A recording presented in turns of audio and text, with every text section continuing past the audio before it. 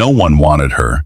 Not the blue-skinned Arvani who scoffed at weakness, not the crystal-boned Ivarians who deemed imperfection a stain, and not even her own people, the proud Lissari of Mythian Prime, who cast her from the golden steps of the throne the day her spine shattered in the explosion.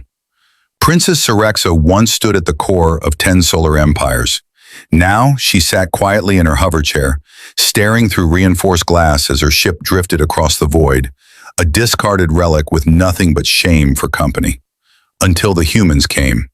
They found her ship floating above a mining belt flagged as abandoned debris.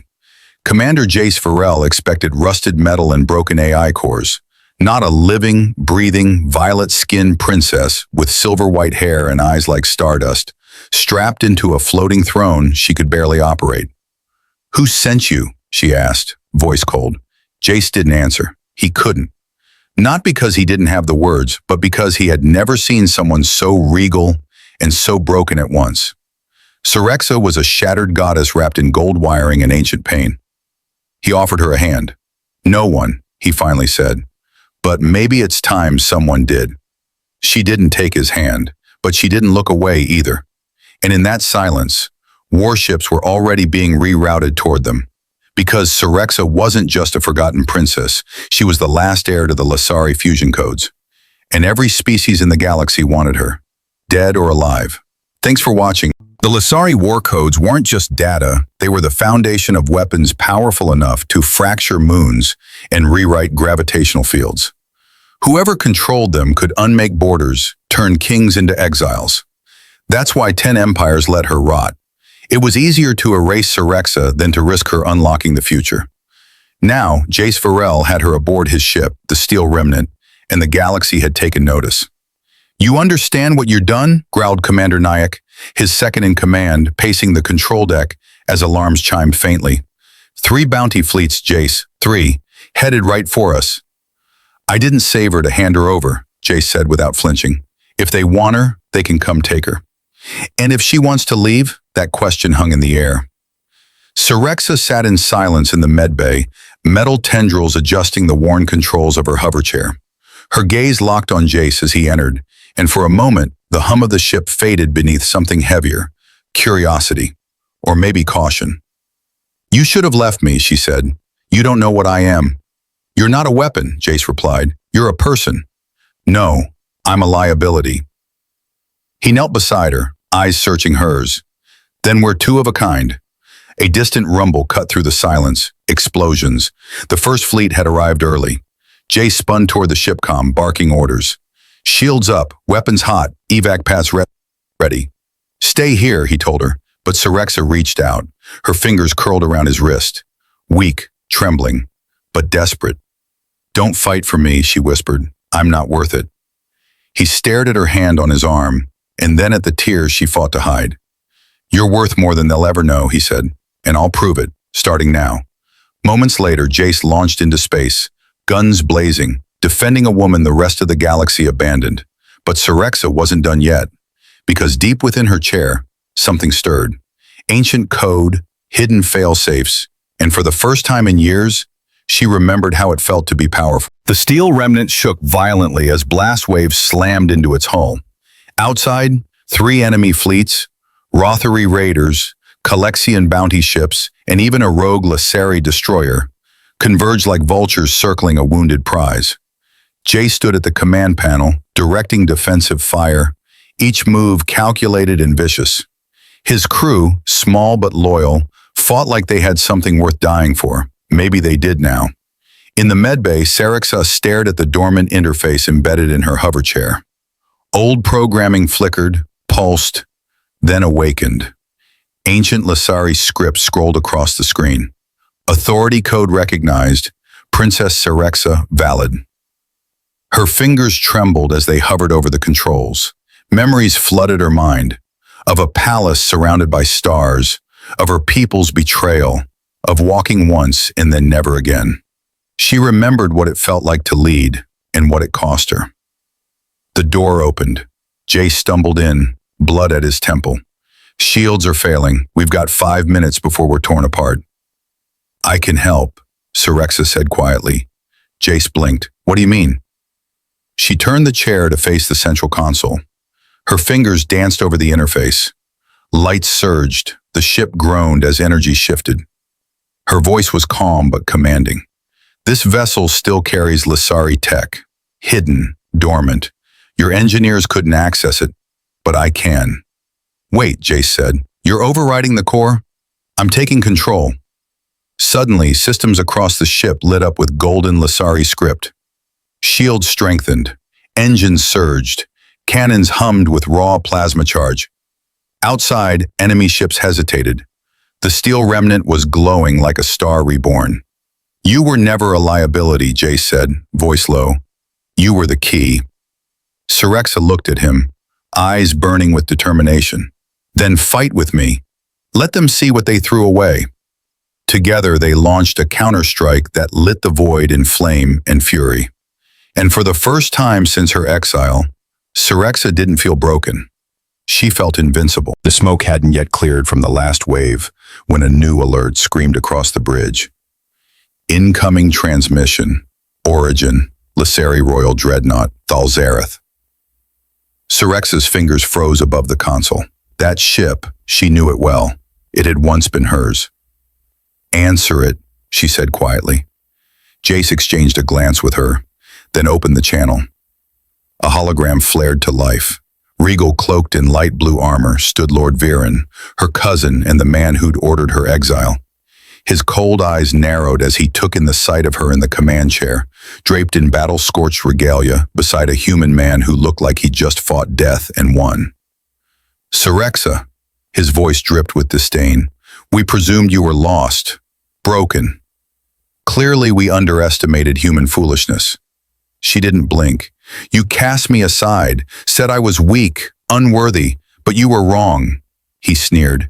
And you think crawling into battle with a primate makes you worthy? Jace stepped forward. She doesn't need your validation.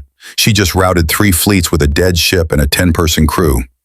Viren's smile was venom. Then it's time we rectify our mistake. The signal cut. Outside the viewport, the Thalzareth began charging its main cannon. Jace didn't hesitate. He turned to Sorexa. We can run. Head to the asteroid belt, lose them there. No. Her eyes were like fire. They took everything from me. My legs, my throne, my people's faith. I won't let them take my courage, too. He looked at her, truly looked, and saw not a princess in a chair, but a queen in full command. Sorexa activated the Lissari override again. The steel remnant transformed further, hidden weaponry surfacing. Gold lines pulsed across its hull. Let's end this, she said. The battle was chaos and brilliance. Jace piloted like a madman. Sorexa fired with ancestral precision. Explosions blossomed across the stars. The Thalzareth began to break apart. Inside its collapsing wreck, Viren sent a final, snarling message. You'll never be queen again. Sorexa smiled coolly. I don't want a throne. I want freedom. When the dreadnought imploded, silence reigned. Back on the bridge, as the ship steadied, Jace knelt beside her chair. You've changed everything. Her hand found his. Not everything, just the parts that matter. Their fingers laced together, not as a protector and a burden, but as partners, as equals. In the actor Vala, the galaxy watched. The destruction of the Thalzareth had rippled across diplomatic channels and pirate relays alike. No one had ever witnessed a Lissari royal vessel be destroyed by an exiled princess and a ragtag human crew. Suddenly, Sorexa was no longer a forgotten name whispered with pity. She was fire reborn. But Sorexa knew the battle wasn't over. On the crystalline moon of Verithin, the last of the Lissari high blood convened. Those who had voted for her exile and now feared her return. It wasn't fear of vengeance that troubled them. It was change. And she represented it. Fiercely, visibly, proudly. Jace pushed her through the vast obsidian halls of the council chamber, where she had once been paraded in chains. Now, the air hummed with silence as she entered, no longer lowered in shame, but seated with authority. The lords and ladies of Lissari rose out of courtesy, or fear. Why have you come, exile? Growled Lady Orvessa, her eyes narrow with disdain. To remind you, Sorexa said, that I'm not broken, I'm evolution. She spun her chair slightly, gesturing to Jace. Humans were once thought primitive, but they gave me what our own kin would not: respect, loyalty, and a reason to believe in myself. Gasps rippled through the chamber. "You've aligned with the lowest race," hissed Lord Kether. "You're breeding with them?" Jace's voice was calm but steel-edged. "She aligned with me, and you should be grateful she still wants peace." Peace. The word echoed like a challenge. But it was Syrexa's final act that shook the galaxy. She opened the sealed datapad and transmitted the contents to every Lasari outpost. Proof of genetic compatibility trials she had secretly funded. Evidence that the next generation of Lasari could thrive with humanity, not apart from them. Not because they needed saving, but because they were stronger together. The chamber fell into stunned silence. Lady Orvessa sat down slowly. "And what do you want from us, Princess?" Syrexa's gaze swept the room, her voice unwavering. "I don't want a throne. I want a future. For all of us. Built by those who never stopped believing in each other." They had no words, but none resisted as she turned and rolled away, Jace walking at her side. In that silence, the world changed. The halls of Verithan fell away behind them. Ahead lay the stars. The ship, once a patched-up smuggler vessel, had become something more. A symbol, a flag for the forgotten, a vessel where war-born scars were turned into maps of resilience. Its crew, a mix of exiles, rebels, thinkers, and fools, now followed a cause larger than any planet. And in its heart, Syrexa and Jace stood alone on the observation deck. "Council's gone silent," Jace said, watching the nebula swirl outside. "They won't challenge you openly, not after that data drop." "They don't have to," Syrexa replied. "I didn't win. I only made them pause, but that's all we needed." He turned to her. "What do you want now?" She smiled, tired but genuine. "A future. Maybe not on a throne, but one I can shape with my own hands, or wheels." Jace knelt beside her. "Then let me ask you something I've been thinking about since the moment you dragged me into that broken-down cargo bay and threatened to shoot me." She laughed softly. "Oh no, you're not proposing, are you?" "Something worse," he grinned. "I'm asking if you'll co-captain this madness with me. Build something real, planet by planet, star by star, together." Syrexa was quiet. The idea of love had once felt like a cruelty the stars denied her. Her condition, her exile, her shame. But somehow Jace had rewritten all of that. Not with pity, but with respect, with stubbornness, with patience, and yes, love. "I'm already yours," she whispered. "Just don't let me fall." He leaned in, forehead against hers. "You've never fallen. You've always been flying." A chime rang through the ship. Tariq's voice came through the intercom. "Incoming transmission from the Draxian reaches. Apparently they want to talk about an alliance with her." Syrexa sat straighter. "Tell them I'll speak, but not alone." Jace reached for her hand. "We face them as one." And so it began.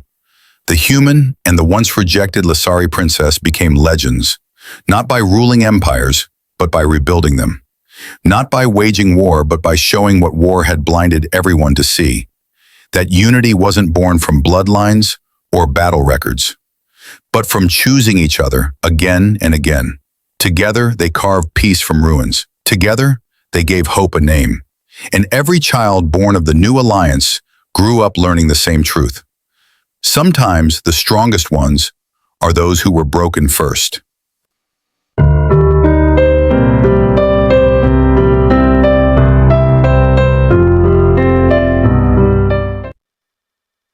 Love the story? Let me write your next one. Want another romantic HFY epic, fresh titles, or even a custom story based on your ideas or artwork?